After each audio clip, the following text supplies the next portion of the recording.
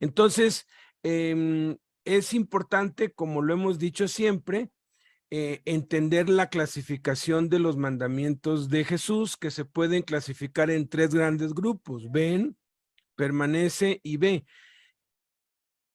De hecho, es muy interesante poder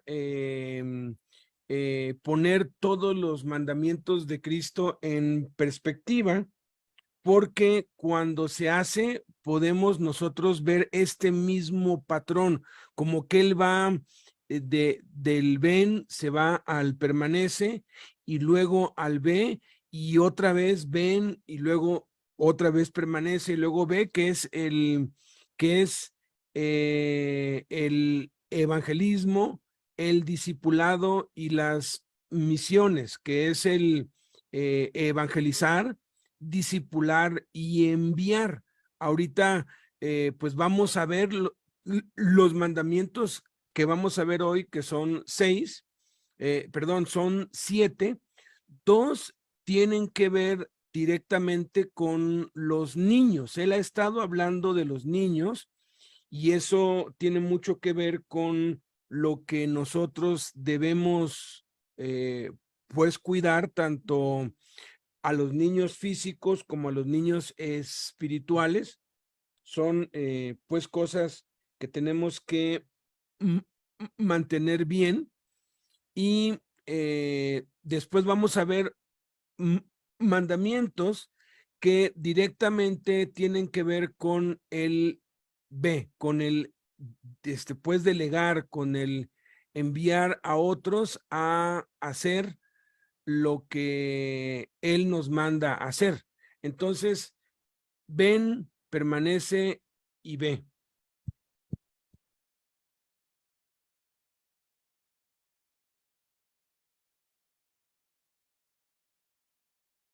Entonces vamos a hacer una oración para poner este tiempo en las manos de Dios y pues ya poder iniciar formalmente con esta enseñanza.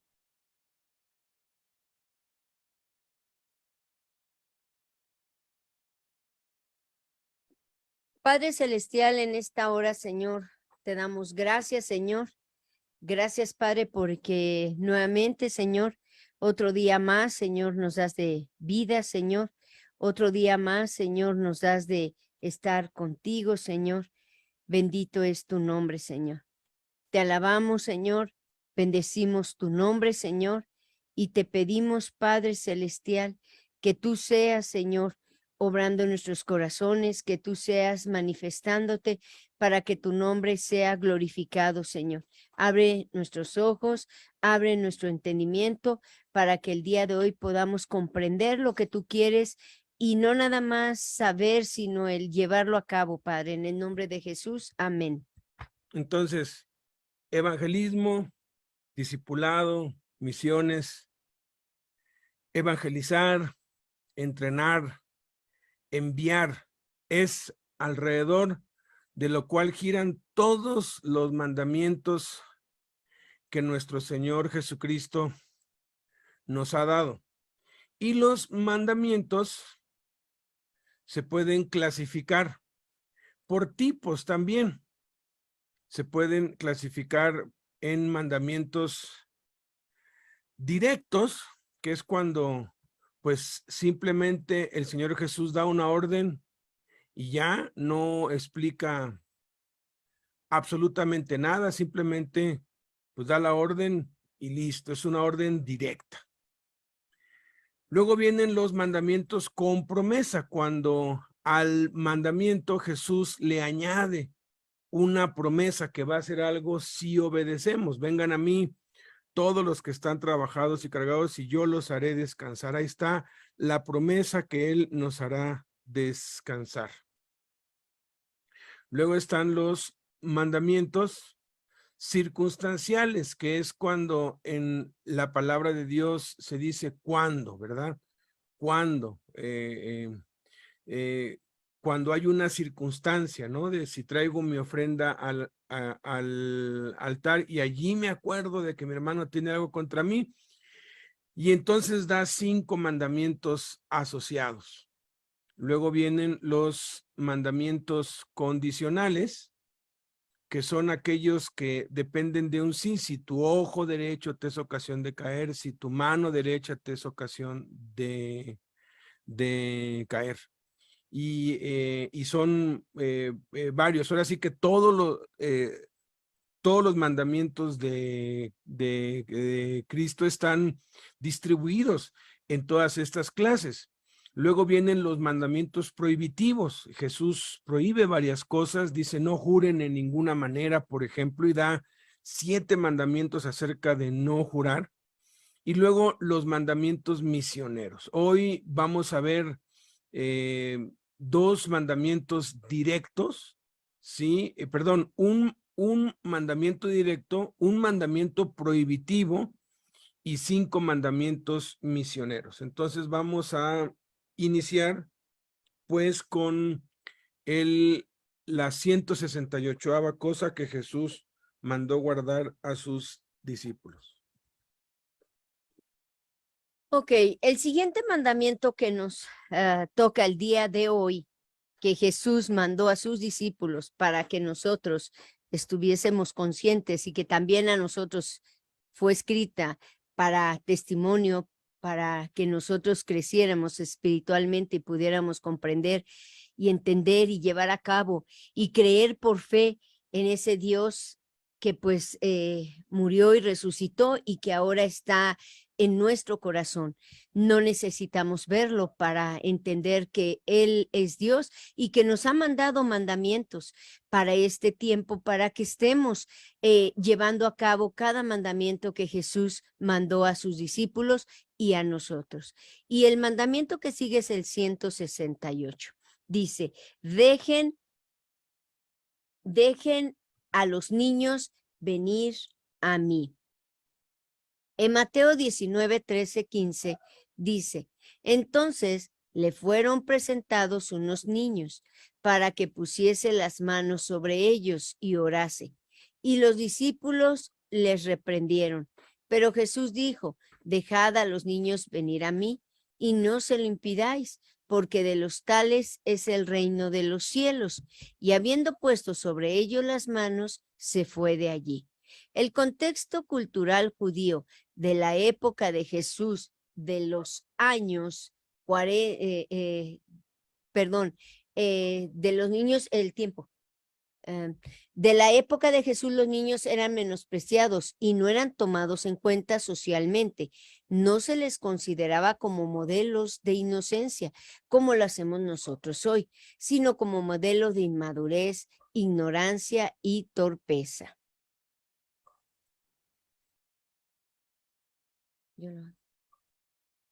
Pero aún no conocían la ley necesaria para la salvación, según ellos, aunque los rabinos enfatizaban la importante relación que debía existir entre los niños y la ley. Y los pequeños debían dedicarse a leer los rollos judíos y memorizar su contenido con entendimiento. Habían sido grandemente influenciados por la cultura grecorromana, en la cual el trato a los niños era muy rudo y eran vistos en poca estima. Un niño era visto como materia prima, porque debían ser formados y educados de acuerdo al sistema del Estado, y a veces la enseñanza era tan severa y violenta que muchos niños morían en el proceso. Y luego se levantaba un altar en su honor y era considerado un héroe. Abandonar a un niño era muy común y los grandes pensadores filósofos como Platón y Plutarco justificaban y defendían esta posición, sobre todo si los niños nacían con defectos o feos, de acuerdo a sus estándares de belleza. La opinión de los niños no importaba, debían someterse en todo ante los adultos. Para la sociedad eran considerados insignificantes o ignorantes, y en listas y numeraciones se les mencionaba después de las mujeres. Jesús fue testigo de la violencia y del maltrato físico y psicológico que recibían estos niños, y su actitud de amor hacia ellos llamó la atención de muchos. Es muy probable entonces que los discípulos hayan tenido esa falsa idea en sus corazones y que hayan visto en los niños una molestia inútil y absurda para su maestro, pues no tenían aún las condiciones básicas como para entender y acoger su doctrina y decidirse a seguirlo. Por eso, cuando vieron que los niños, atraídos como por un imán, corrían hacia Jesús, ellos los reprendían y se los impedían. Los discípulos actuaron lógicamente, pero Jesús rompió esa lógica y barrera cultural. Los pasajes paralelos a este episodio son Marcos 10, 13, 16. Y le presentaban niños para que los tocase. Y los discípulos reprendían a los que los presentaban. Viéndolo, Jesús se indignó y les dijo: dejad a los niños venir a mí y no se lo impidáis, porque de los tales es el reino de Dios. De cierto os digo que el que no reciba el reino de Dios como un niño, no entrará en él. Y tomándolos en los brazos, poniendo las manos sobre ellos, los bendecía.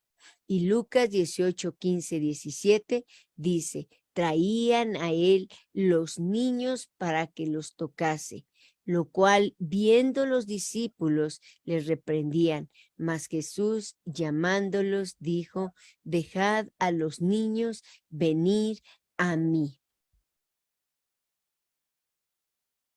y no se los impidáis, porque de los tales es el reino de Dios. De cierto os digo, permítame.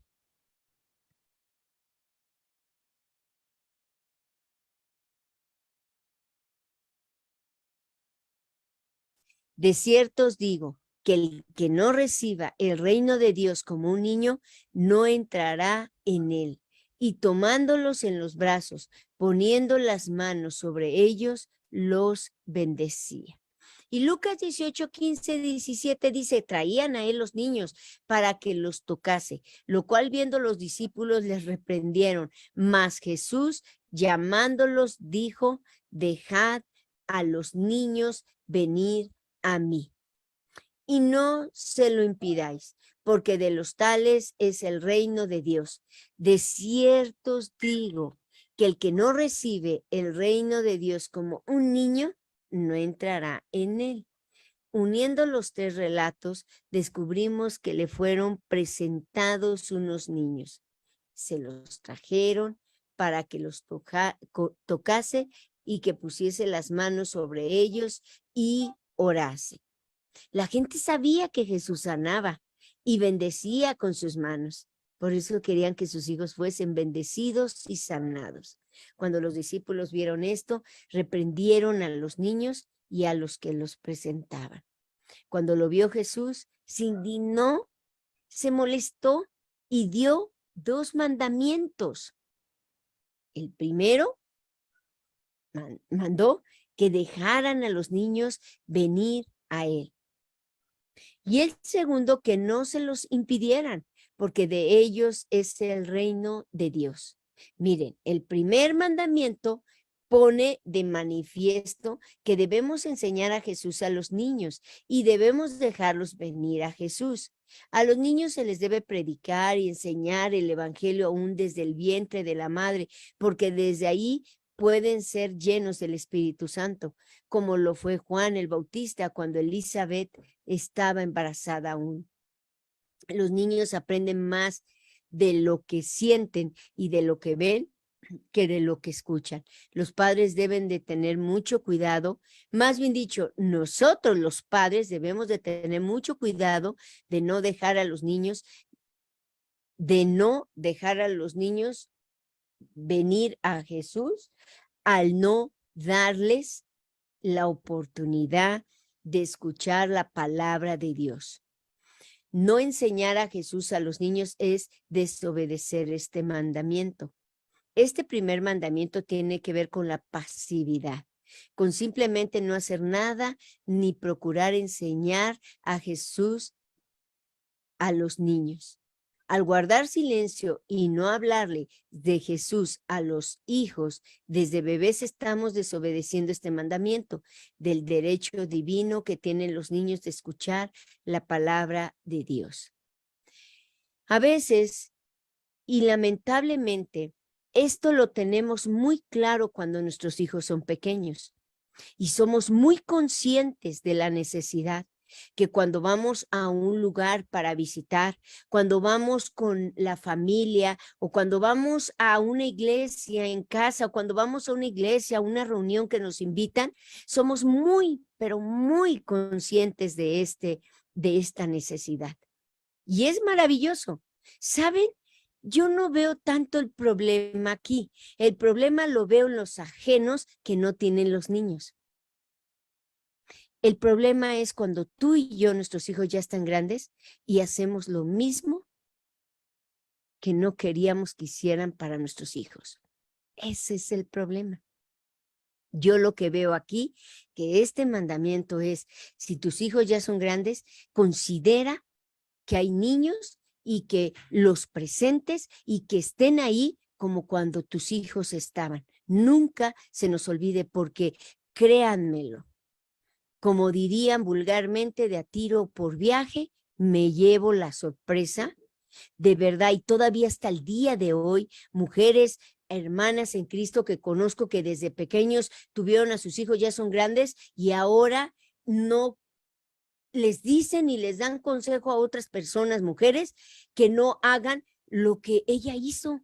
Y yo me pongo y digo, ¿cómo es posible que ahora sí nos hartan los niños cuando nosotros lo que más anhelábamos era que nuestros hijos no les pusieran una mueca? Porque si nos la hacían un rechazo, ¿saben quiénes más sufríamos nosotros como papás? Entonces, tú que tienes niños ahorita, qué bueno que estés muy consciente de esta necesidad, pero que jamás se te olvide. Cuando teníamos aquí reuniones nosotros en casa, era una gritadera de niños.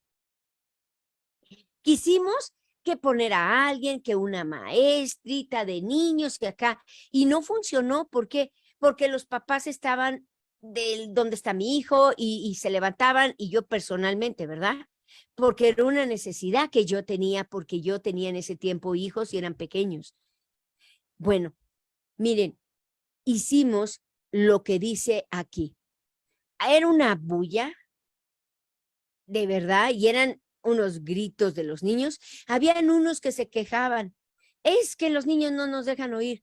Yo nada más, para no afectarles, pues nada más levantaba como que mis brazos, ¿no? Como mis hombros, como diciendo, ¿qué quieres que haga?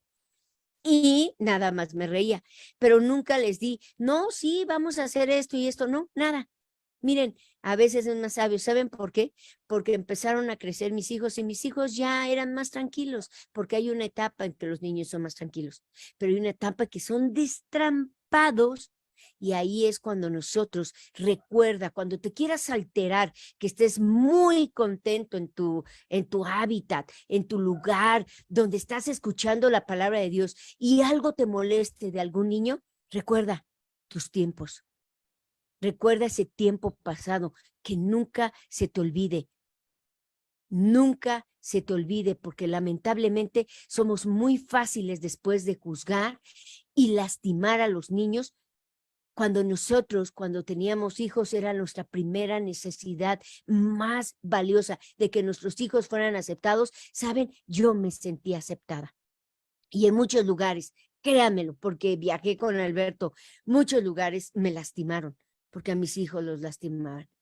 Y qué terrible, porque cuando tú lastimas a un niño, lastimas al papá, lastimas a la mamá.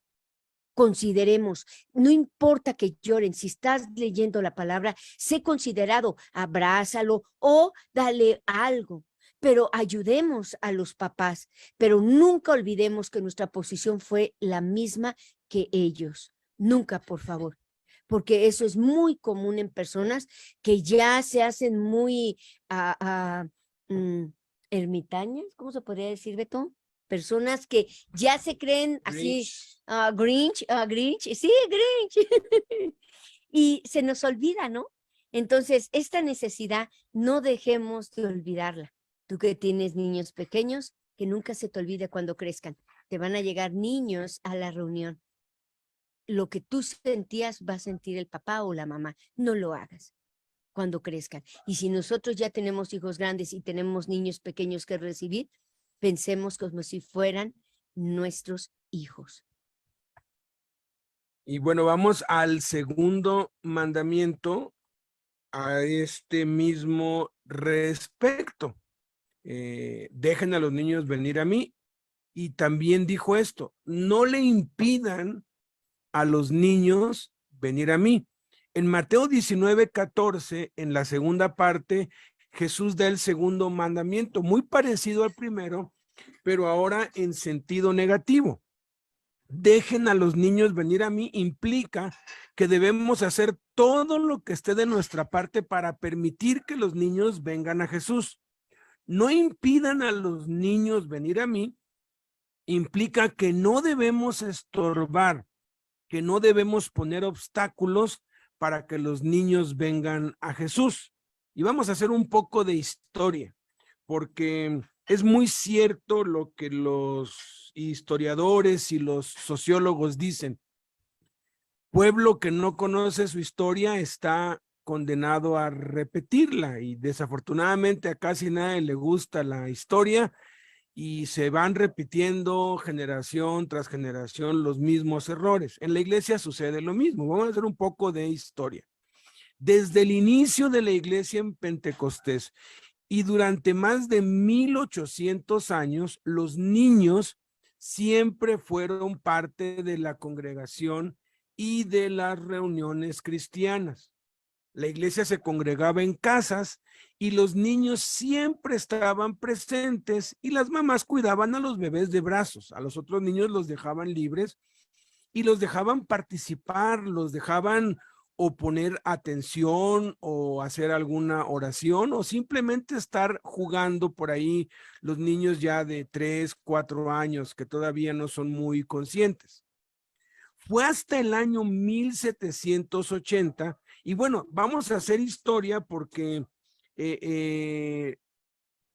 hubo un error estratégico que se cometió en el siglo XIX, terrible, terrible, terrible, que hizo que el cristianismo decreciera drásticamente.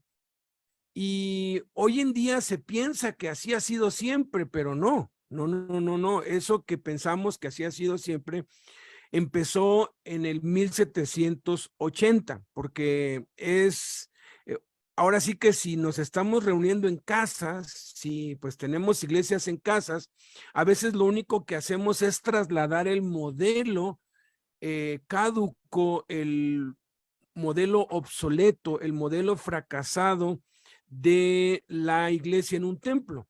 Y hacemos de la casa un pequeño templo y hasta ponemos banquitas y ponemos altar y ponemos púlpito y ahora sí que replicamos el templo dentro de la casa. Eso no es a lo que eso no existió hasta 400 años después, casi 400 años después. Antes de eso no había ningún objeto, no había nada, solamente eran personas que compartían a Jesús y todos los días en el templo judío, porque evangelizaban y por las casas no cesaban de predicar y enseñar a Jesucristo. Entonces, en muchas casas yo me he dado cuenta que llevan a los niños o a una casa que está enfrente o a un cuarto que está arriba y los separan porque creen que así es como debe ser, separan a los niños. ¿De dónde surgió esa práctica que hoy en día en el 99.9%, bueno, yo me atrevería a decir en el 100% de los templos, edificios y construcciones hacen? Los niños los mandan a otro lado a la hora de la prédica. En algunos los dejan estar en los cantos, en otros ni siquiera, pero los mandan a la escuelita dominical, ¿no? De los niños. ¿De dónde surgió eso? Bueno, vamos a ver historia. Fue hasta el año de 1780 cuando surgió el movimiento de la escuela dominical, que inició como cualquier ministerio, con la idea de evangelizar y alcanzar a otros para Cristo, pero que terminó desvirtuándose y perdiendo su misión original y lamentablemente desobedeciendo este mandamiento de Jesús, impidiendo a los niños venir a Jesús y sembrando en ellos un sentimiento de rechazo de parte de Dios y raíces de amargura que produjeron que 100 años después de establecida la escuela dominical para niños en las iglesias, más del 90% de ellos abandonan la fe cristiana en la adolescencia y la juventud. Mientras que anteriormente, cuando los niños eran incluidos en cada reunión junto con los adultos, menos del 10% renegaban de la fe cuando ya eran grandes. El movimiento de la escuela dominical comenzó formalmente en Gran Bretaña en la década de 1780. La revolución industrial provocó que muchos niños tuvieran que ser empleados en fábricas. Las condiciones eran tan duras que muchos cristianos querían liberar a estos niños de una vida de analfabetismo. Robert Raikes, que nació en 1735 y murió en 1811, dueño de un periódico en Inglaterra, observó que los niños pequeños oprimidos por la revolución industrial podrían terminar en una vida delictiva si no recibían educación básica y cristiana. Así, la primera escuela cristiana para niños se abrió en 1780 y las clases se llevaban a cabo en los hogares de los hermanos cristianos, o sea, asignaron a los hermanos para alfabetizar y hablarles de Cristo a 4 o 5 niños máximo en cada casa y distribuyeron a los niños en las casas, y como el día domingo era el único día que las fábricas no abrían, hacían eso los días domingos antes de la reunión de la iglesia. Hicieron esto, ganaban a los niños para Cristo, ganaban a los padres y empezaba a crecer la iglesia. Después de 3 años, el escrito de Raikes sobre las escuelas dominicales en su periódico despertó el interés nacional y el sistema se copió en todas las islas británicas y las escuelas dominicales se asociaron estrechamente con las iglesias. Pronto el movimiento se extendió a Norteamérica también. Las denominaciones y las organizaciones no confesionales captaron la visión y enérgicamente comenzaron a crear escuelas dominicales. Fíjense, se empezó la escuela dominical para niños con niños no cristianos para evangelizarlos. La idea original era esa, alcanzar a los niños oprimidos, a los niños pobres, hablarles de Cristo, ayudarlos y alcanzar a sus padres y a sus familias a través de eso. Vean cómo fue desvirtuándose. A mediados del siglo XIX, la asistencia a la escuela dominical era un aspecto casi universal de la infancia. El movimiento se extendió al continente europeo y a América del Norte. En este punto, muchos padres consideraban que la asistencia regular a la escuela dominical era un componente esencial de la infancia. Eso, lamentablemente, muy lamentablemente, se desvirtuó y los padres delegaron la enseñanza de la Biblia a hermanas devotas de las iglesias, principalmente porque el 95% de quienes enseñan en las escuelitas dominicales son mujeres, apartando a los niños de los adultos y no permitiéndoles participar de las reuniones generales. Ya a los niños no se les dejaba entrar al salón principal. Y hasta el día de hoy, en el 99.9, me atrevo a decir que el 100% de los templos y auditorios a la hora de la predicación no permiten que los niños chiquitos ni los adolescentes estén presentes ahí. Y ese es un error estratégico terriblemente grave. Vamos a ver por qué. La Biblia claramente enseña que los padres deben enseñar la palabra de Dios a sus hijos y nietos.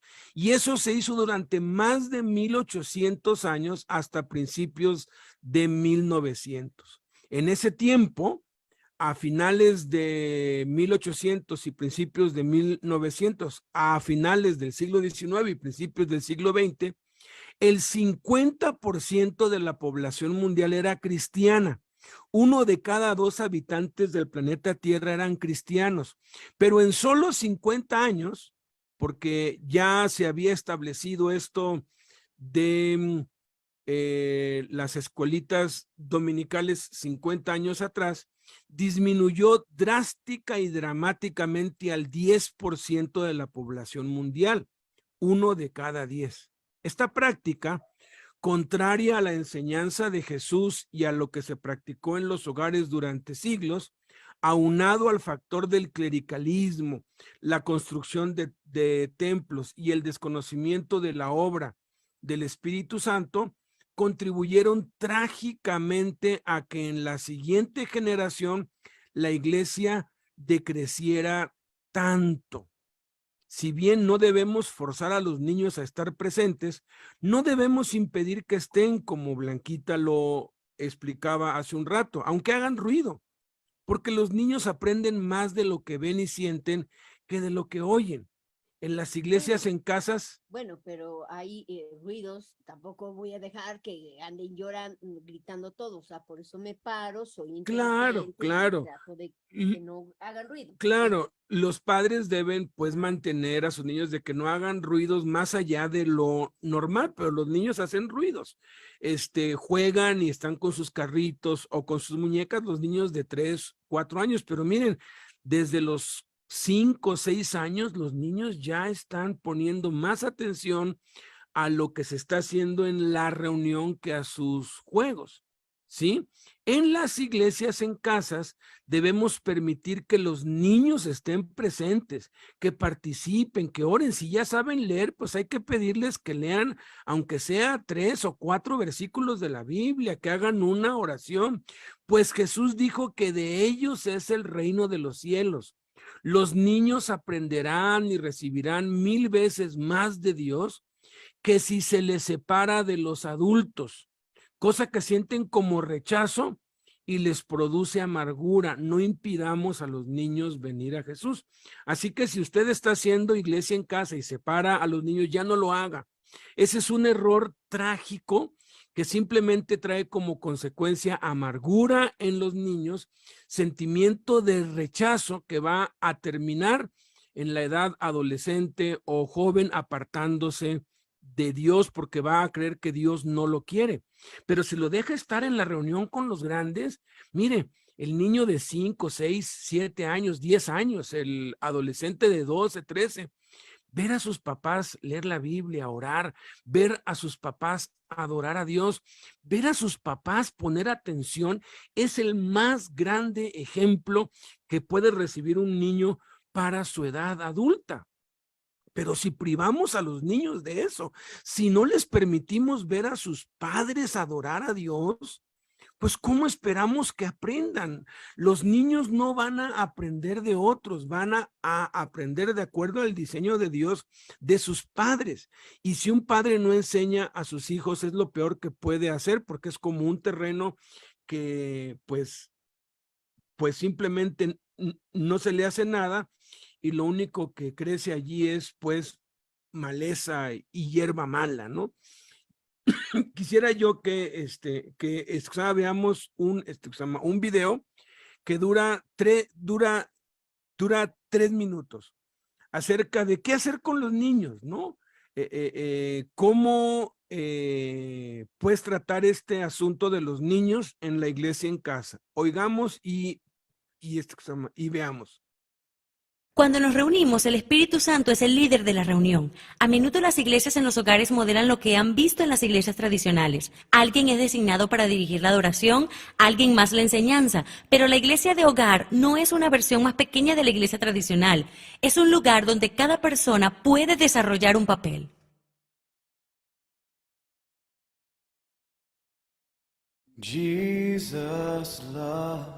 Creo que probablemente fue la reunión más poderosa de la cual participé.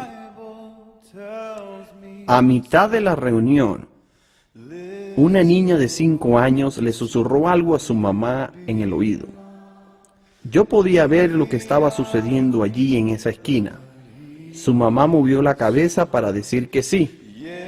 Así que lo próximo que dije fue: ¿hay alguien más que tenga algo que compartir? Y la pequeña Carolina de 5 años levantó su mano y se puso en pie y empezó a cantar: Cristo me ama, yo lo sé. No pude explicarlo. Fue como que el poder de Dios cayó en medio de la congregación y todos llorábamos en la medida que esta pequeña de 5 años cantaba: Cristo me ama. La gente con frecuencia me pregunta cosas como: ¿y qué hacemos con los niños durante la reunión? Todos me hacen esta misma pregunta y la respuesta no la encontramos en un programa. Pero así es como resolvemos esto, regresando de nuevo al modelo de la iglesia. Entonces la pregunta se torna en: ¿cuál es tu sentir acerca de lo que Jesús quiere hacer con nuestros hijos? Y como iglesia tenemos que escucharle y encontrar la respuesta a eso.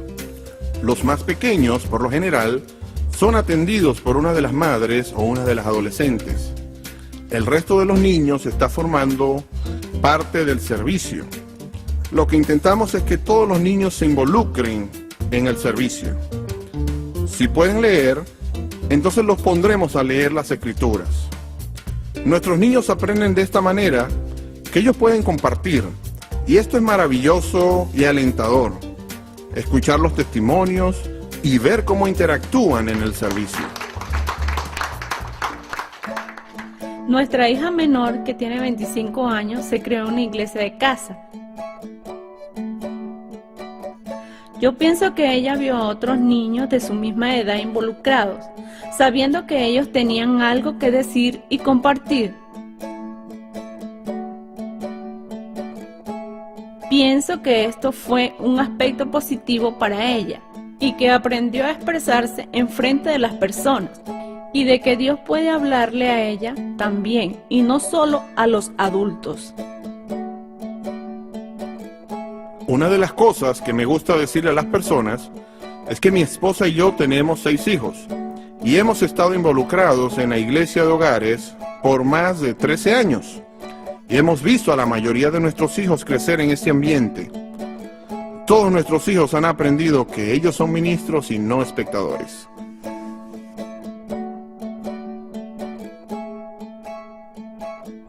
Los niños no tienen un Espíritu Santo Junior. El Señor les habla a ellos tanto como a cualquier otra persona. Tal como dice la palabra en 1 Corintios, es vital que cada miembro cumpla con su parte. Y esto en realidad es la clave para que todas las personas desarrollen su papel y de esta manera las iglesias funcionen como debería ser. Asiste a tu reunión de iglesias esperando ser usado por Dios y dejemos que Él tome el control de los detalles. Vamos con el siguiente mandamiento, 170. Vayan a la aldea que está enfrente de ustedes. Antes de entrar a Jerusalén, en lo que se conoce como la entrada triunfal, Jesús da 5 mandamientos que son muy poco conocidos y mucho menos practicados. Pero cada mandamiento de Jesús es importante. Él dijo, enseñándoles que guarden todas las cosas que les he mandado. No dijo algunas de las cosas que les he mandado, o las cosas que entiendan, o las cosas que les agraden, o las cosas que les digan los líderes. No, dijo todas las cosas que les he mandado, todas, y todas son todas. Y estos son 4 mandamientos que ni de... 5. Que ni 5 mandamientos que ni se predican y mucho menos se practican, porque se pasan por alto o se ignoran o no se toman en cuenta. Antes, perdón, chicos, permítanme. El contexto está en Marcos 11, del 1 al 3, cuando cuando se acercaban a Jerusalén junto a Betfagé, a Betania, frente al monte de los olivos, Jesús envió 2 de sus discípulos y les dijo: vayan a la aldea que está enfrente de ustedes, y luego que entren en ella, hallarán un pollino atado, en el cual ningún hombre ha montado. Desátenlo y tráiganlo. Y si alguien les dijere: ¿por qué hacen eso?, digan que el Señor lo necesita y que luego lo devolverá. En Mateo 21:2 especifica que era un asna atada y un pollino con ella, y manda: desátenla y tráiganmelos. Lucas añade un comentario acerca del pollino, en el cual dice que ningún hombre lo ha montado jamás. El contexto de estos mandamientos es el cumplimiento profético que estaba a punto de suceder. El profeta Zacarías había profetizado: alégrate mucho, hija de Sión, da voces de júbilo, hija de Jerusalén. He aquí tu rey vendrá a ti, justo y salvador, humilde y cabalgando sobre un asno, sobre un pollino, hijo de asna. Es muy impresionante cómo los expertos y eruditos han calculado con precisión la profecía de Daniel 9, 24 al 26, que dice: 70 semanas están determinadas sobre tu pueblo y sobre tu santa ciudad, para terminar la prevaricación y poner fin al pecado y expiar la iniquidad. Para traer la justicia perdurable y sellar la visión y la profecía y ungir al santo de los santos. Sabe, pues, y entiende que desde la salida de la orden para restaurar y edificar a Jerusalén hasta el Mesías príncipe, habrá 7 semanas y 72 y 60, y 2 semanas. Se volverá a edificar la plaza y el muro en tiempos angustiosos. Y después de las 62 semanas se quitará la vida al Mesías, mas no por sí.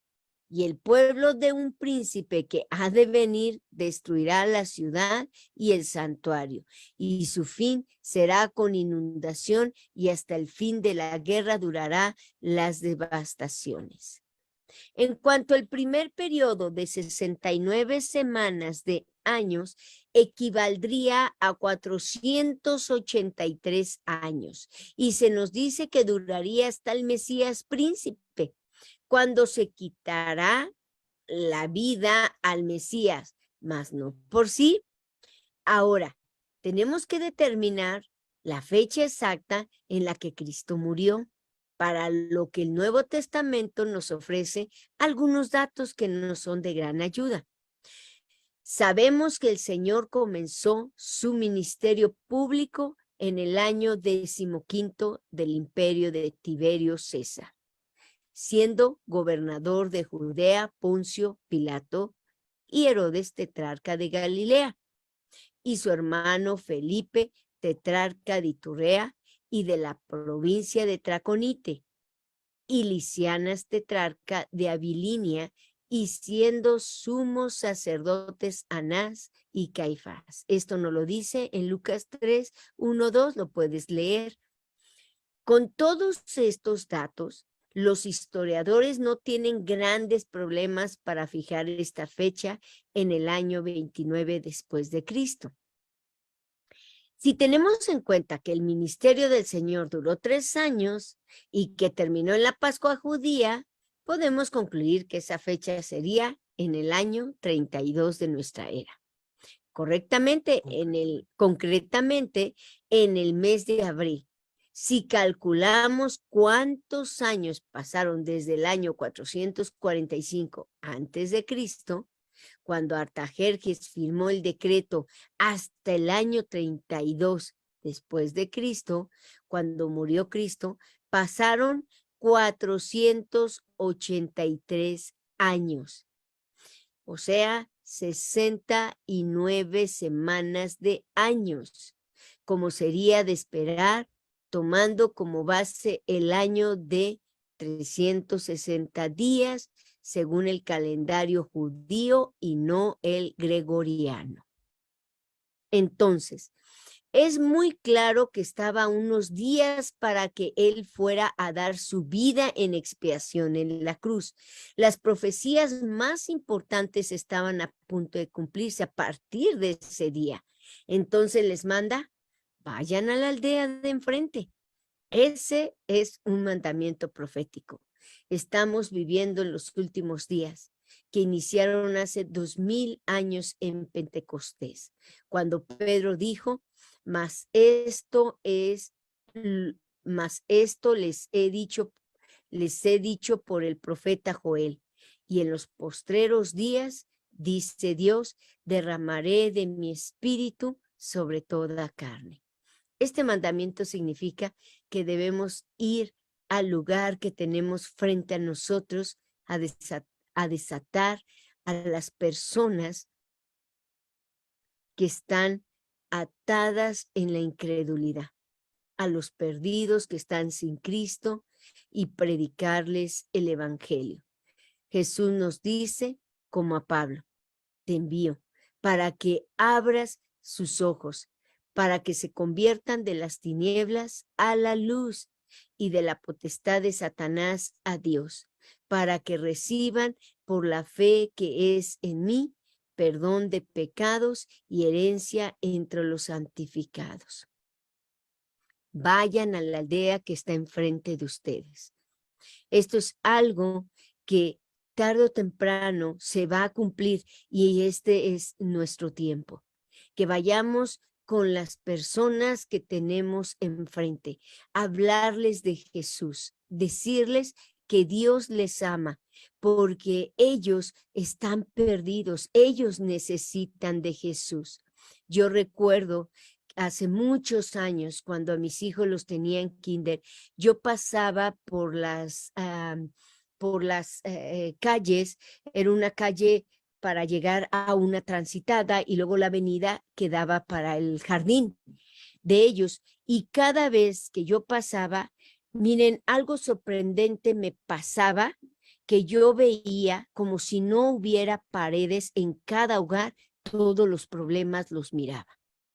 Y yo decía, bueno, es más, yo vi en un hogar, tenían afuera, hagan de cuenta que al lado de su puerta de la entrada, como un iglú, de esos de nieve, de esos así redonditos chiquititos, pero abajo en la puerta de cemento. Y así como si fuera un iglú pequeñito, así como una bola ahí de cemento, y tenía como una puertecita, y cada vez que yo pasaba, oraba por cada uno de mis vecinos. Yo no los conocía, pero yo oraba por cada uno de los claustros. Yo los tenía bien identificados y oraba por cada uno de esos claustros. Y Dios me empezó a mostrar la vida de cada uno de estas familias. Y fueron exactamente 3 familias solamente. La primera fue de este altarcito que después yo lo supe y si me lo dicen, una vez le platiqué a Alberto y Beto me dijo, ¿y tú cómo sabes eso?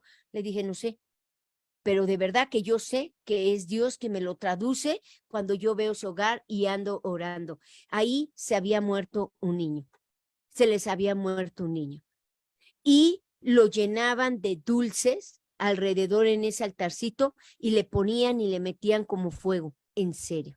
Y cada vez que miraba, yo miraba la tristeza y el dolor de esa familia.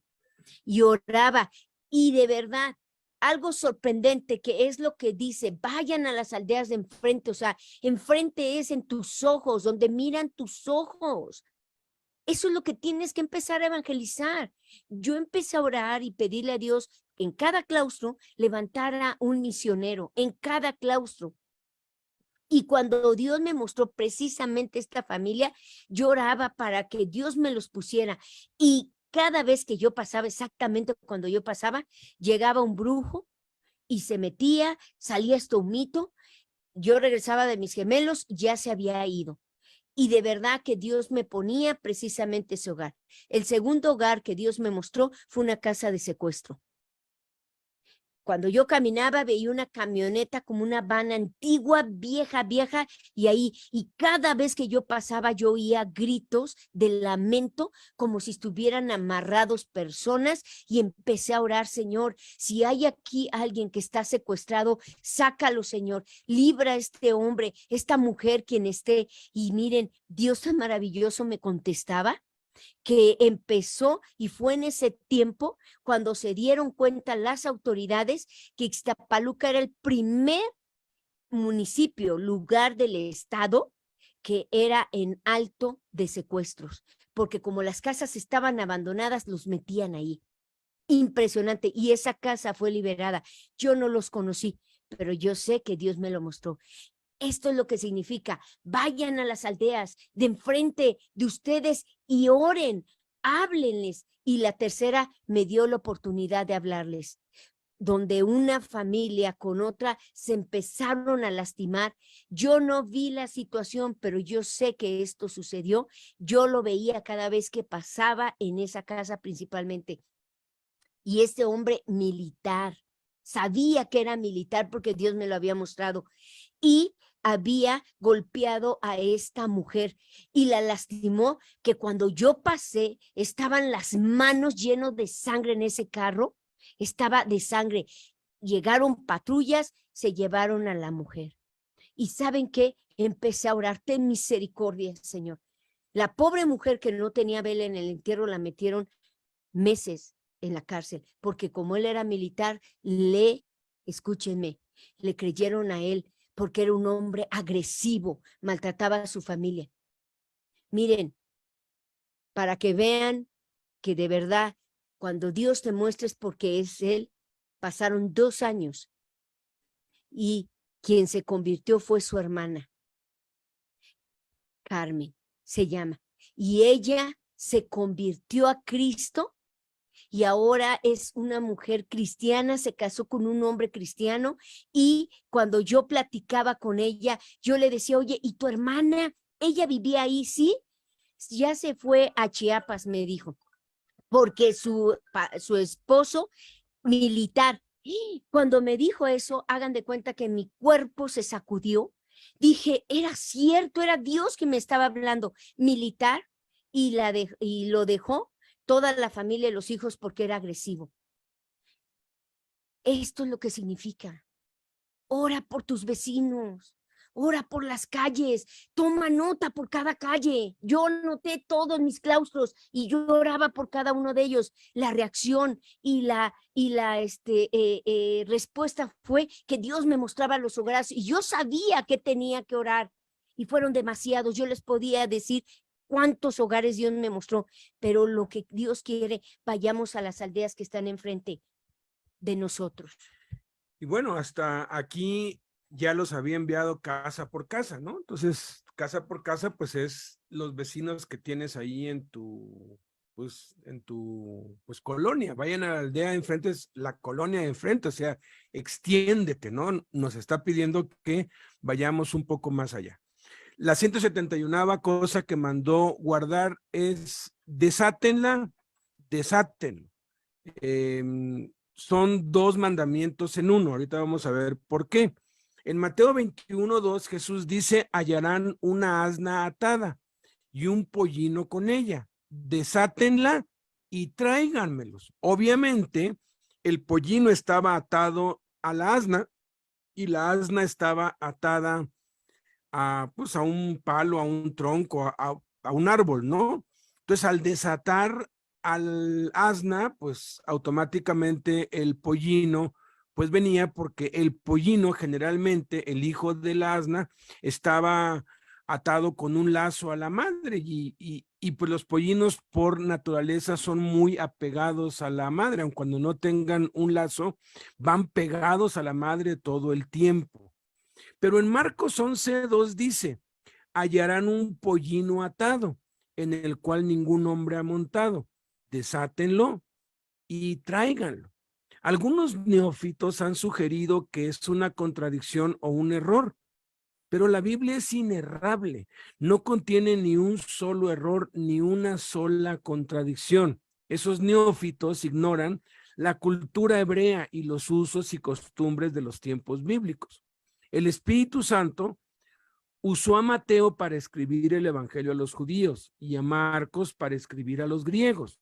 La profecía de Zacarías específicamente decía: alégrate mucho, hija de Sión, da voces de júbilo, hija de Jerusalén.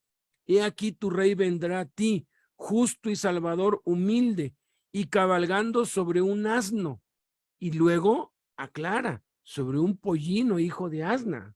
O sea, un pollino no lo puede separar de su madre porque se descontrola, se desequilibra, no se puede controlar, tiene que estar la madre al lado. La profecía decía esto. Entonces, cualquier judío que leía esto, pues imaginaba a Jesús montado sobre un pollino y la madre del pollino al lado, porque era algo que no se podía separar, a menos que se usara pues violencia, que era lo que acostumbraban los griegos y los romanos.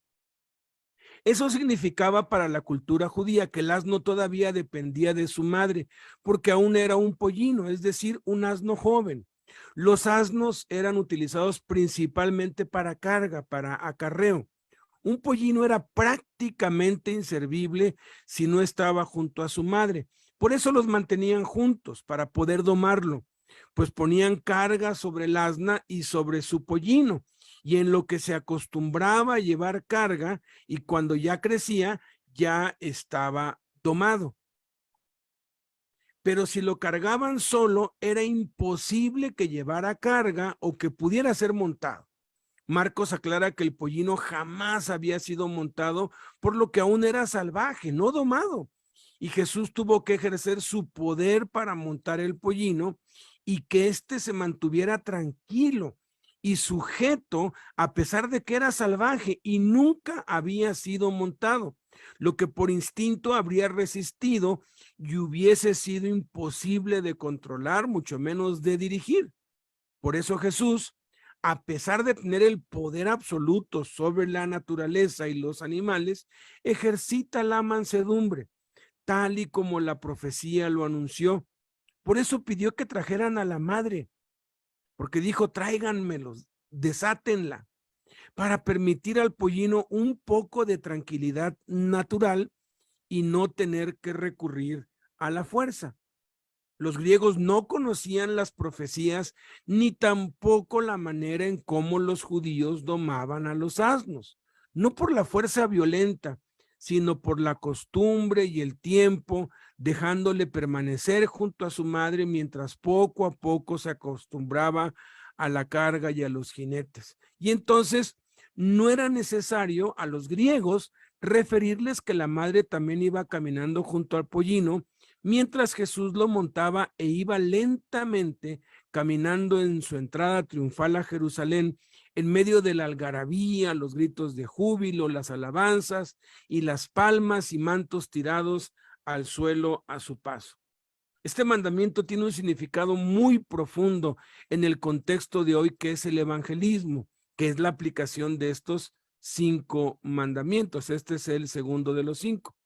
Estamos en los últimos días. El fin del mundo y la segunda venida de Cristo son inminentes. El día de nuestra redención está cada día más cerca que cuando creímos. Y esto desde hace 2000 años, porque Pablo estaba convencido que Jesús iba a venir mientras él estaba vivo. O sea, aun cuando han pasado ya 20 siglos, nosotros debemos estar así expectantes. Jesús puede venir en cualquier momento, porque es lo que la Escritura dice. Ya estamos en los últimos días. Dios en su soberanía ha extendido el tiempo, 2000 años. Qué bueno que no vino hace 100 años, porque pues tú y yo nos hubiéramos perdido de esta maravillosa experiencia de conocer a Jesús. Pues yo pues tengo hijos, aún no tengo nietos, pero yo quisiera que mis nietos también tengan esta dicha. Y si Cristo se tarda más, pues bueno, qué bueno que se tarde más, pero si no, Él puede venir el día de hoy si Él quiere. Simplemente el día del fin del mundo está más cerca hoy que ayer. Cada día nos vamos acercando. Hoy más que nunca debemos esforzarnos por ir a la aldea de enfrente, por ir a evangelizar, a ganar a otros para Cristo. Allí encontraremos gente atada y dependientes, atadas a la idolatría, a la incredulidad, al mundo, a vicios, siguiendo la corriente de este mundo, conforme al príncipe de la potestad del aire, el espíritu que ahora opera en los hijos de desobediencia, entre los cuales también todos nosotros vivimos en otro tiempo, en los deseos de nuestra carne, haciendo la voluntad de la carne y de los pensamientos, y éramos por naturaleza hijos de ira, lo mismo que los demás, pero alguien tuvo el valor de ir a donde estábamos y hablarnos de Cristo y nos desató. Debemos ir a desatarlos y eso implica riesgos, burlas, persecución, vituperios, acechanzas, acosos de parte de los dueños, por así decirlos, de las personas que están atadas por el diablo, familiares, amigos, clientes y proveedores de ellos se opondrán, porque si es un pues drogadicto, pues no le va a gustar al que le surte la droga, pues que le estés quitando un cliente, ¿verdad? Van a haber muchos que se opongan. Pero Jesús previó eso y nos dice qué hacer en el quinto mandamiento a este respecto. Concentrémonos en este segundo, desaten. ¿Cómo desatamos a los perdidos? Con la palabra de Jesús. Los que están atados son esclavos del pecado. Jesús dijo que si permanecemos en su palabra, conoceríamos la verdad y la verdad nos haría libres de la esclavitud del pecado.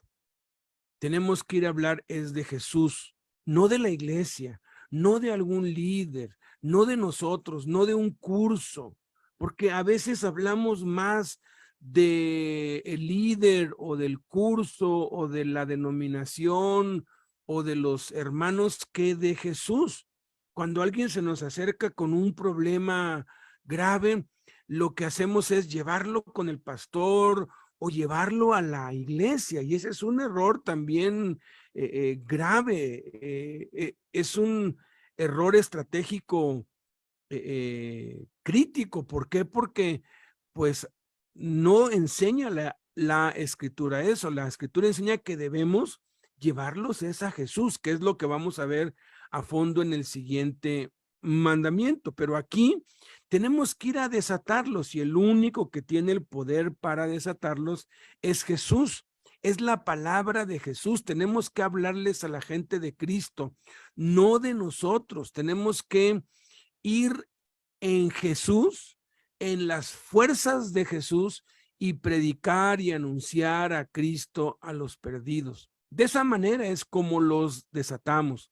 Y debemos hacerlo de tal manera que seamos pacientes, humildes, tolerantes, en lo que van asimilando el evangelio y son libres completamente. A veces tenemos que tolerar que fumen o que sigan yendo a misa o que sigan ahí trayendo todos esos colguijos o que sigan practicando sus cosas de hechicería y santería, y tenemos que tolerarlo, tenemos que ser pacientes, porque así como como este burrito joven, pues no lo separaron de su madre, eso a lo que era dependiente, no lo separaron de golpe. Obviamente a los asnos llega un tiempo en que ya se les separa de su madre, pero es porque ya están domados. Pero mientras son jóvenes, mientras son pues pollinos, arrancarlos de un golpe es contraproducente. Igual pasa cuando nosotros vamos con mucha prisa, ¿verdad? Y ya les empezamos a decir todo lo que están mal y que están mal haciendo esto y el otro. Pero tenemos que ser inteligentes. Yo le contaba a Blanquita hace unas semanas cómo Dios me usó cuando empecé a ir al Cerezo de San Miguel en Puebla para para ganar para Cristo a la madre Felipa. Ella era una mujer ya de unos 89, 90 años, que era la monja que vivía dentro de la cárcel. Y fue a reclamarme porque yo estaba ahí congregado en el patio con todos, y yo, en vez de pues pelear con ella, le pedí sabiduría a Dios. Y yo, dentro de las cosas que le dije, es que pues yo no sé mucho, y me dijo, vente a la capilla conmigo, te voy a enseñar. Y me llevó y me dijo, vamos a rezar. Y le dije, bueno, yo voy a ir a ese, a ese pues rincón, y yo ahí rezo. Usted récele a su virgen. Y se hincó ahí con su virgen, y ya luego, cuando acabó, me empezó a hablar de la virgen, y me habló como durante unos 20, 25 minutos. Yo la oí, y yo le decía, mire, pues yo no sé tanto, pero mire, leí aquí en la Biblia eso. Y así, poquito a poco, cada 8 días que yo iba, tomaba café con ella, según ella me catequizaba, pero yo le decía, ay, y acabo de leer aquí a Jesús y Nicodemo, Jesús con el leproso, Jesús con el paralítico. Y después de casi un año, ella misma me confesó que tenía miedo de pues morir, que tenía miedo de irse al infierno, y ella misma me pidió que yo la guiara para recibir a Cristo. Esa monja fue salva. Yo sé que fue salva porque le empezó a hablar de Cristo a las otras monjas, pero fue un proceso lento. Entonces, de eso se trata aquí, de usar sabiduría y no forzar las cosas.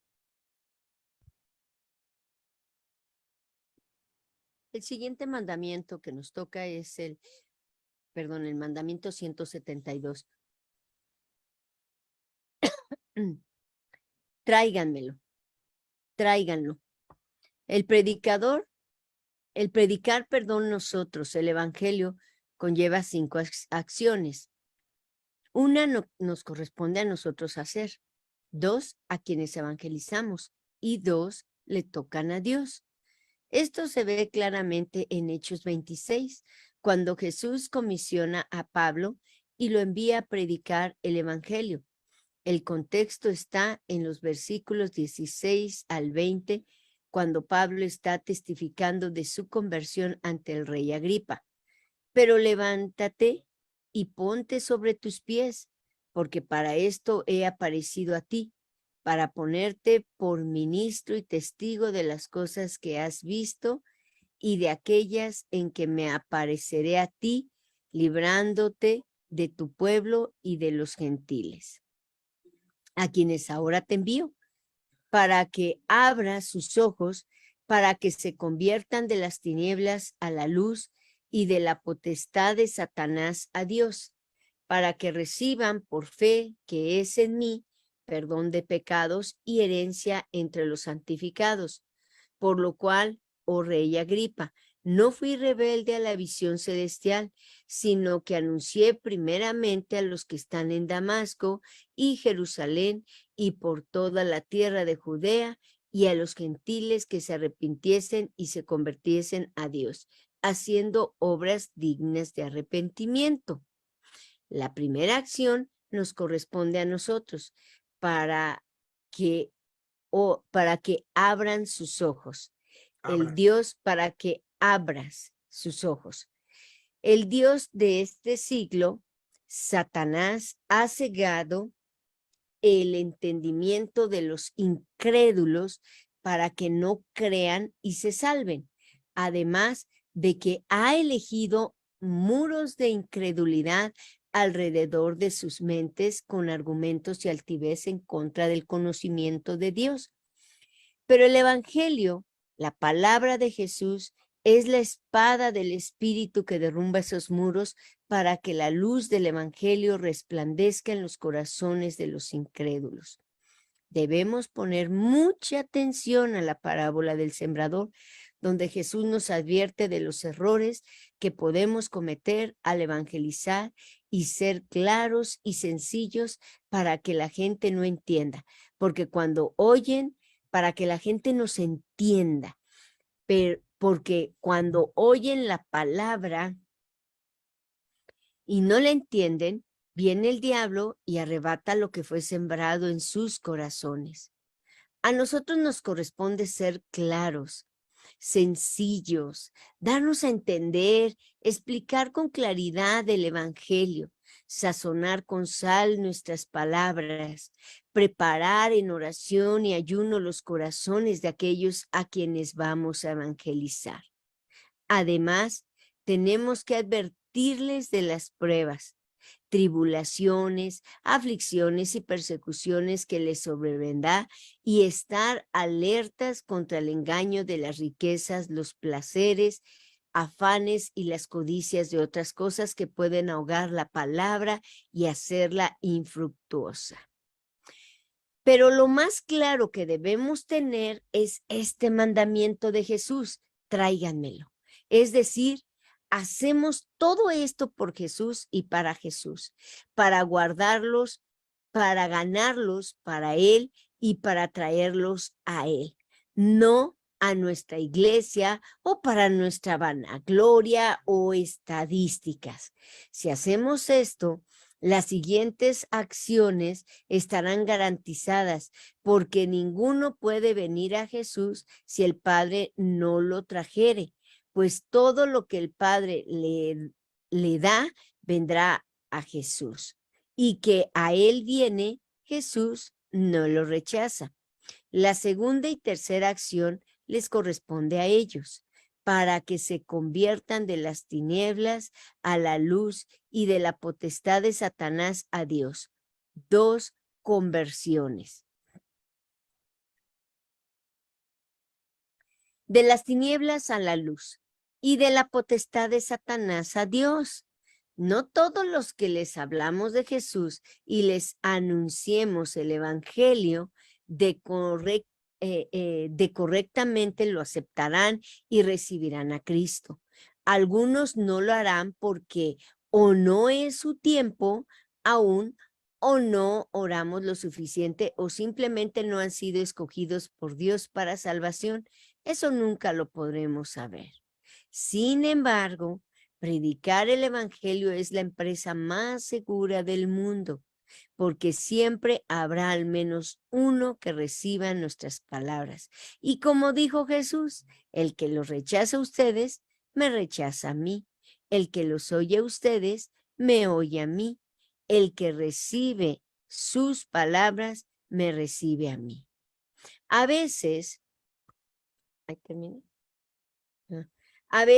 a pesar de nuestros esfuerzos e inversión, Dios nos concede solo una persona, pero es así para probar nuestra fidelidad y por la experiencia a veces es más fructífero invertir nuestro tiempo y esfuerzos en una sola persona que dispersar nuestras energías y tiempo en muchos, pues eso responde a la verdad de que a menor número, mayor alcance. Las personas que se interesen iniciarán el proceso de la conversión al recibir a Cristo y ser discipulados para nacer de nuevo e ir creciendo espiritualmente. La cuarta y quinta acción corresponde a Dios para que reciban por la fe que es en mí perdón de pecados y herencia entre los santificados. Esto lo hace Dios con aquellos que están creciendo en la gracia y el conocimiento de Cristo. Pero todo esto puede suceder solo si nos negamos a nosotros mismos, a nuestros logros, y todo lo que hacemos lo hacemos por Jesús y para Jesús sin esperar nada a cambio. Cuando yo tenía 12 años, mi mamá estaba siendo usada muy fuerte. Dios la estaba usando. Y tanto era el que la usaba que ella, el pastor, decía, ¿no? Lo que dice aquí, ¿no? Pero ella en su ignorancia, ¿no? Traigan almas a la iglesia, ¿no? Almas. Entonces mi mamá le hablaba a los borrachitos, les agarraba hasta las botellas, los llevaba y los sentaba en la banca. Y todos los hermanos empezaron a darse cuenta que no convenía, porque eran borrachos y porque eran maleantes, ¿no?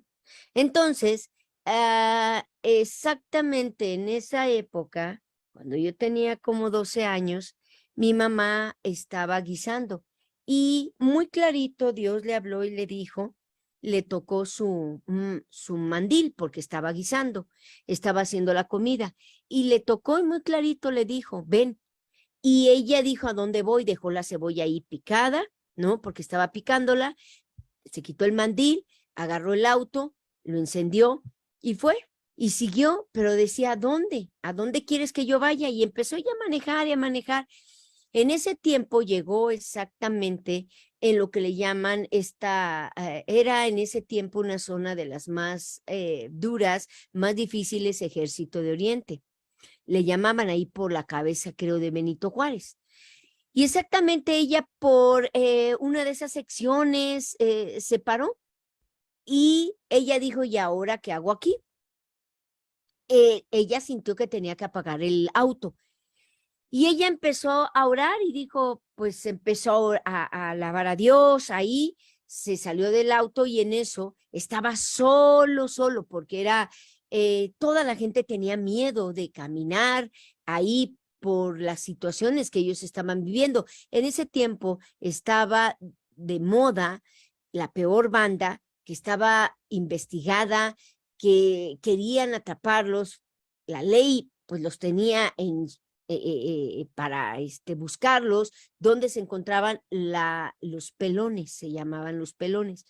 Y ella estaba ahí y se bajó del auto y empezó a orar, pero en eso, después de unos minutos, y pasaron minutos y minutos, van llegando de lejos por un callejón, porque eran callejones, esas calles de Ejército de Oriente, callejones, y llegaron, venían entre ellos platicando con groserías, hablando entre ellos, eran como unos 7, 8, y en eso llegan y mi mamá se les pone enfrente.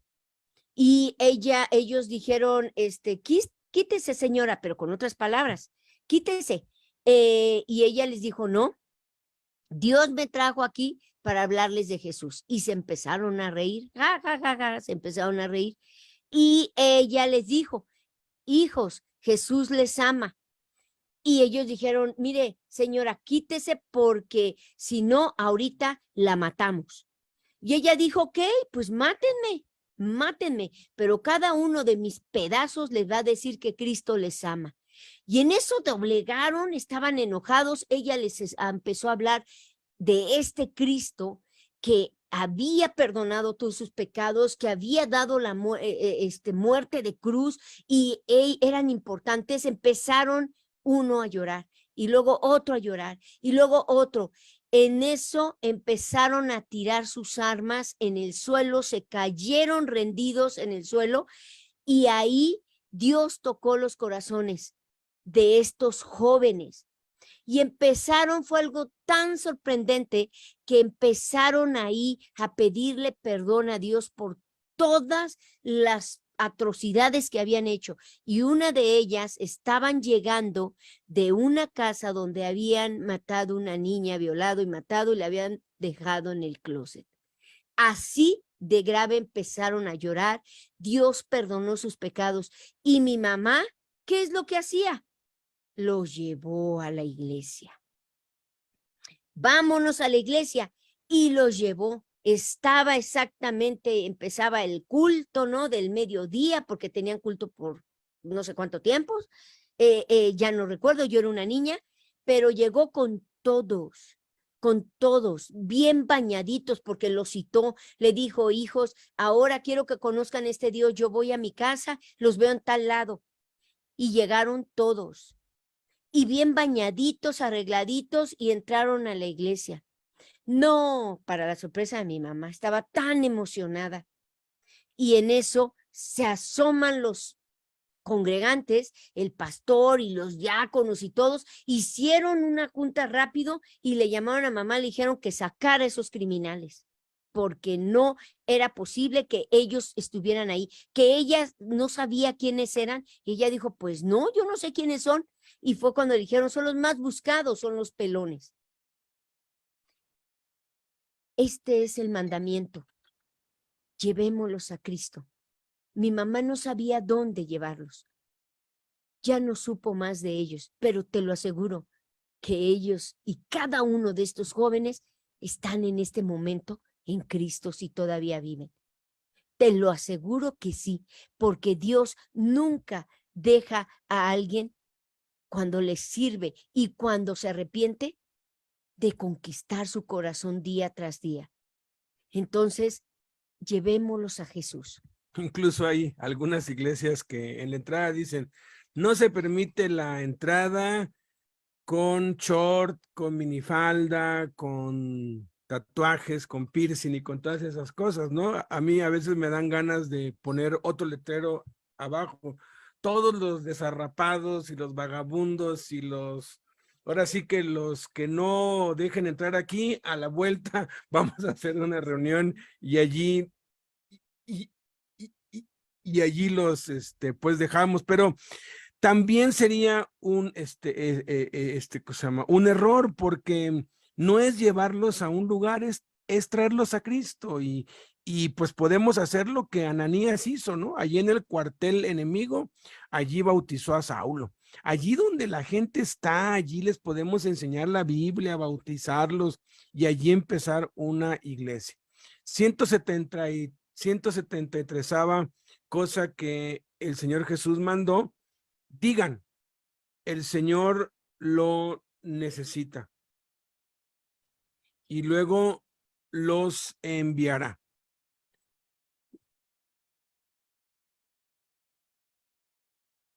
Estos mandamientos de Jesús de ir a la aldea de enfrente y desatar un asna y su pollino eran mandamientos muy riesgosos. Es como si hoy Jesús nos pidiera ir al barrio de enfrente y hallar una camioneta con una moto nueva, ¿no? Arriba de la, pues, camioneta y encenderlos y traerlos. ¿Se imaginan? El dueño se opondría inmediatamente y de seguro llamaría a la policía y nos acusaría de intento de robo, ¿no?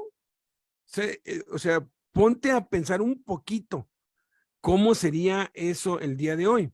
Obviamente ese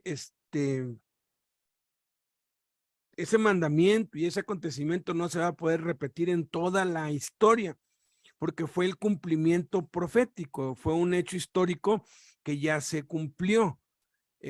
Así como la mayoría de los eventos históricos no se pueden repetir porque dependen del tiempo, del lugar, de los protagonistas, pero tienen un significado, tienen un sentido espiritual y eso es lo que nos interesa, porque lo que sucedió hace 2000 años es algo que nos enseña a nosotros lo que debemos hacer el día de hoy. Todo este suceso, pues, tiene significado e implicaciones espirituales muy profundas respecto al evangelismo, asociado con las profecías de los últimos días de los tiempos del fin. Y Jesús previó, obviamente, que eso pasaría. Y por eso da el quinto mandamiento al respecto en este contexto. Y si alguien les dijere algo, digan, el Señor los necesita y luego los enviará. Este mandamiento, como los anteriores, tiene mucha profundidad espiritual y tiene 3 componentes: declaración, señorío y endoso. Declaración, cuando dice digan. Señorío, cuando refiere el Señor los necesita. Y endoso, cuando dice luego los enviará. La declaración está en el mandamiento mismo, digan. La gente se va a oponer. Los que están atados, esclavizados por el pecado, tienen mucha gente que los rodea que o se beneficia de ellos directa o indirectamente, o que ya se acostumbraron a que sea esclavo del pecado y estén atados, pues es el drogadicto de la familia, es el pues drogadicto del barrio, pues es la prostituta de la colonia, no, pues es el que vende drogas aquí, no le hace daño a nadie, es más, cuida, o sea, ya se normaliza el pecado, pues. Tal fue el caso del endemoniado gadareno, que aunque era indomable, y habían hecho muchos intentos por inmovilizarlo con cadenas y grillos, y había hecho pedazos las cadenas y los grillos, ya se habían acostumbrado a él. Algunos piensan que les convenía comercialmente, porque ningún comerciante se atrevía a pasar por esos lugares porque ahí rondaba el monstruo ese. Entonces, los que vendían cerdos y los que comerciaban del otro lado de ese panteón, ¿no? Pues ahora sí que no tenían competencia, porque cualquiera que llegaba, que arribaba a ese pequeño puerto, pues ahí le salía al encuentro el endemoniado y los hacía huir para irse. Entonces, en cierto modo igual les convenía, ¿verdad? Comercialmente. Otros piensan que ya que el endemoniado se había estacionado en los sepulcros, o sea, ya que había hecho su morada, porque dice que hizo su morada, o sea, ya estaba contento allí entre las tumbas y entre los muertos, pues ahí estaba bien, mientras no fuera peligro para la ciudad. Pero vino Jesús y lo desató, lo liberó, y los demonios entraron a los cerdos, y toda la manada de más de 2,000 cerdos se suicidó, por así decirlo, porque dice que se echaron al despeñadero voluntariamente, obviamente porque tenían pues demonios adentro, y toda la ciudad salió al encuentro de Jesús, y cuando vieron al que había estado endemoniado, vestido, sentado y en su juicio cabal, dice la escritura que tuvieron miedo y le rogaron a Jesús que se fuera de sus contornos. ¡Qué impresionante! Les dio miedo ver al endemoniado convertido ahora a Cristo y en su juicio cabal. O sea, esto yo lo he analizado muchas veces. ¿Por qué les dio miedo?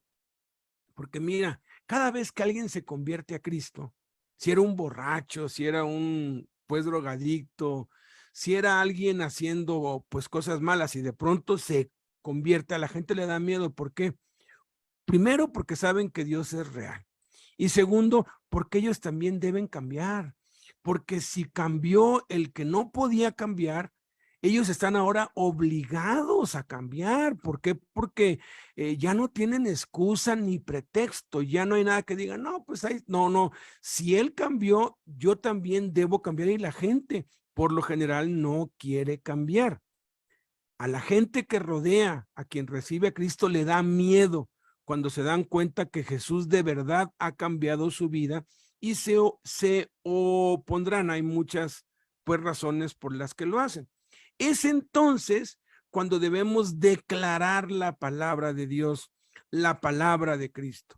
Jesús dijo en el contexto de la persecución que no nos preocupáramos por lo que debíamos hablar delante de nuestros perseguidores, porque el Espíritu Santo hablaría por medio de nosotros y nos daría tal sabiduría que no podrían resistir los que se opongan. Aquí Jesús les dice, digan, el Señor los necesita, digan, hablen. Así que solamente debemos andar en el Espíritu, y cuando se presente la oposición, abrir nuestra boca y declarar la palabra de Dios, y nos vamos a sorprender de cómo Dios tiene argumentos para convencer a los incrédulos, a los indoctos, para callarle la boca a los que se oponen. El segundo componente es el señorío de Cristo. El Señor lo necesita. Jesús es Señor sobre todo principado, sobre toda potestad, autoridad y señorío. Es Señor de todo y de todos. Debemos ir en el nombre de Jesús, que es el nombre sobre todo nombre. El poder del nombre de Jesús cerrará la boca de los leones, apagará fuegos impetuosos, pondrá en fuga ejércitos enemigos. Debemos someternos a Jesús como nuestro Señor. Esto es lo que significa resistir al diablo, y el diablo huirá de nosotros con todos sus demonios. Nosotros no vamos por nuestro gusto o por nuestra iniciativa. Jesús nos está mandando, y Él es el que necesita esas personas. Él es quien las quiere, porque es iniciativa de Él. A eso vino Él. El tercer componente es el endoso. Fíjense, endosar es, de acuerdo a la definición del diccionario de la Real Academia Española, pasar a otra persona un trabajo o una cosa. Y también en sentido negativo, trasladar a alguien una carga, trabajo o cosa no apetecible. Por ejemplo, cuando alguien vende un auto, pues endosa el auto, o sea, le pasa lo que le pertenecía, se lo pasa al otro, pero el otro ya tiene el trabajo de, pues, hacer los trámites de las bajas, las altas y todo eso. O sea, al fin y al cabo, el endoso tiene algo que el que lo endosa, pues no quiere hacer, ¿no? Uno endosa una factura de un auto porque uno no quiere andar haciendo el trabajo por el otro, ¿no? Uno dice, no, ya el que compró el carro que vaya y haga las filas y pues madrugue para pues dar de baja el auto y luego darlo de alta a su nombre. O sea, no se lo voy a dar peladito y en la boca, ya eso ya le corresponde a él, no me toca a mí. Esa es la idea o el significado detrás de la palabra endosar. A nadie nos gustan ni los problemas ni la persecución, y mucho menos cuando no los hemos causado o provocado. Por eso Jesús asume la responsabilidad de aquellos a quienes desatamos, de los que ganamos para Él cuando manda que digamos, luego los enviará. Todas las pruebas, tribulaciones, aflicciones y persecuciones que vamos a llegar a tener por causa de su palabra y de ir a evangelizar, debemos endosárselas a Jesús, trasladarlas a Él en oración. Por eso mandó a los que obedecieron en ir a predicar el evangelio. Acuérdense, ¿no? Después de que los envía allí en Mateo capítulo 10 y 11, les da instrucciones y se van a predicar el evangelio, les dice, vengan a mí todos los que están trabajados y cargados y yo los haré descansar. Nosotros usamos este texto para los que no conocen a Cristo, pero en el contexto Jesús lo usó para sus siervos. También se aplica para los que no conocen a Cristo, por supuesto, pero los que sirven a Dios necesitan esto, pues también porque por obedecer a Cristo a veces pues tenemos muchos problemas y cargas que no tendríamos. Yo he oído muchas veces, pues yo no tengo ninguna necesidad de esto. ¿Yo qué necesidad tengo de estar aguantando esto o de estar pasando por esto y por lo otro? Pero nos unimos con Pablo cuando él dijo, todo lo soporto por amor a los escogidos, todo lo soporto por amor a Cristo. El amor de Cristo nos constriñe. Entonces, debemos echar sobre Jesús nuestras cargas y ansiedades y seguir yendo a la aldea de enfrente, a donde Jesús nos ha mandado a seguir evangelizando, a seguir desatando a los perdidos, trayéndolos a Jesús y dejándole a Él todos los problemas y riesgos que eso conlleva.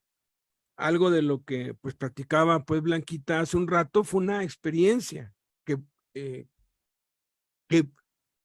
pues tuvimos pues Jaime y yo hace muchos años, por ahí entre el año 2000 y el año 2005, 2006, de que todos los exinternos y las familias de los presos que enviábamos a las iglesias que les quedaban cerca durante muchos años, nosotros pues pregonamos, la mejor iglesia es la que te quede cerca, es la que esté cerca de tu casa, no importa si es bautista, metodista, presbiteriana, mientras tengan a Cristo y la Biblia como base, está bien. Obviamente no los testigos de Jehová, ni los mormones, ni los que no usan la Biblia como su base, pero eso fue lo que pues pregonamos durante mucho tiempo y nos dimos cuenta vez tras vez, que iban y después dejaban de ir, y cuando pues examinábamos, cuando preguntábamos por qué ya no va, siempre la respuesta era la misma. No, pues todo iba bien, todo nos nos trataron bien, pero tantito se enteraron que mi esposo estaba preso o que mi hijo estaba preso y ya todos nos veían mal, ya todos empezaban a desconfiar de nosotros y ya no nos juntaban y pues nos hacían menos y pues simplemente pues ya nos fuimos y nadie nos buscó. Pues es que desafortunadamente en el sistema se crea eso, ¿verdad? Es algo bastante triste.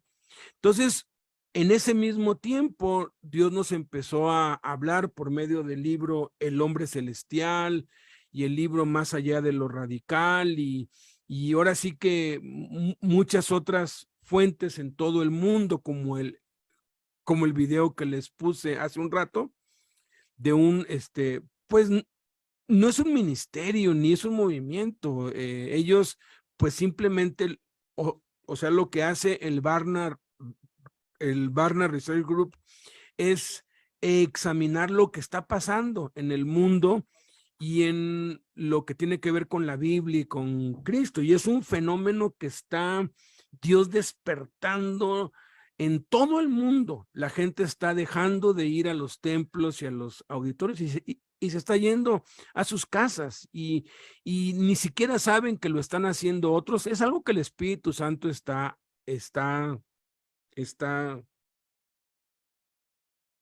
haciendo.